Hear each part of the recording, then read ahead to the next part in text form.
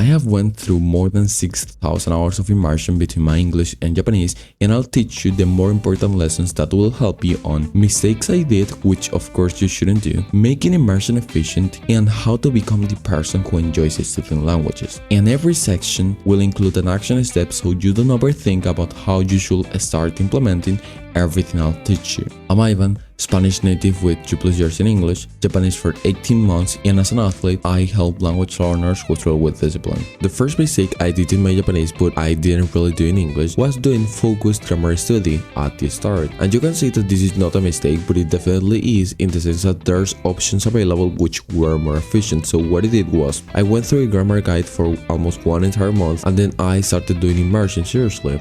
When in reality you should study 1 or 2 pieces of grammar and then go on to immersion to understand and acquire those pieces of grammar you have studied, while also reviewing a couple of the words and grammar you find yourself with in your immersion material. I know for a fact that there's going to be someone saying, bro, there's no way you should first have the basis on the language and then go on to immersion. And in reality, the vocabulary and grammar you study before doing immersion won't get really fixed into your brain unless you hear it again and again. If you are starting, you probably relate with studying vocabulary in Anki and not really being able to acquire those pieces of vocabulary.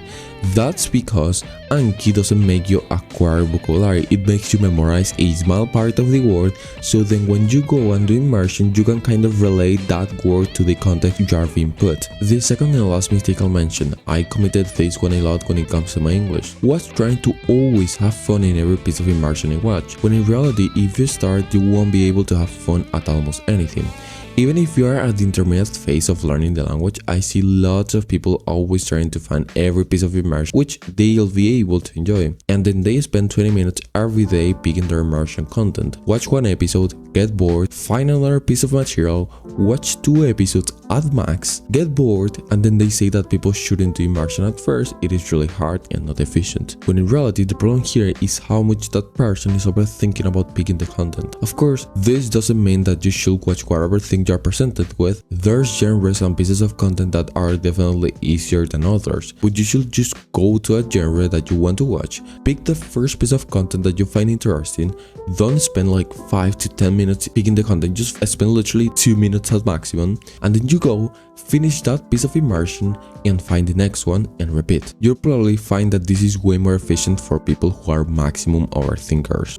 Making immersion efficient. There's not much things that you can do to make immersion efficient, so just make sure that you do at least one of the things that I'll tell you. So there's 3 things: not multitasking, meditation, and waking up early. These 3 habits are literally the pinnacle of making immersion efficient and becoming a disciplined person. They will help you with stopping to be an overthinker, improving your concentration, and having way more time at your day. So you can kind of imagine why they will help you with this, but I will explain you either way. So the first one is stopping to be an overthinker. Whenever you don't multitask, you're basically just concentrating at the task that you have at hand, and because of this, whenever you have a decision to make, you will just think about approving that decision or not approving that decision based on being more efficient at the task that you usually do every day. So let's say that every day we do immersion and we're presented with a decision in which, do I want to go to this party or do I not want to go to this party? Does going to this party help me or to be more efficient at my language learning? No. So I probably won't go to a party. This is probably not the best example, but you get the point, right? Basically, you won't overthink about doing the decision. The second one is improving your concentration. So a lot of people think that meditation is when you have 0 thoughts, but in reality, meditation is literally the part in which you are literally most distracted at your day. Why? Because you are literally able to notice how much distracted you get in 20 minutes of doing meditation. So whenever you meditate, you are focusing on just one item. That item can be your breath, it can be a part of your body, whatever thing, but you're basically just focusing on that thing, and then you lose your focus after 30 seconds or 1 minute of meditating, because you think about a thing that you did at school, or maybe you think about a thing that you did at work today, and then after you notice that you lose the focus to that one thing in a specific, you go and focus back at the thing that you were focusing on, which is your breath or whatever thing. The third one is having way more time at your day. Of course, if you wake up, let's say at 4 a.m.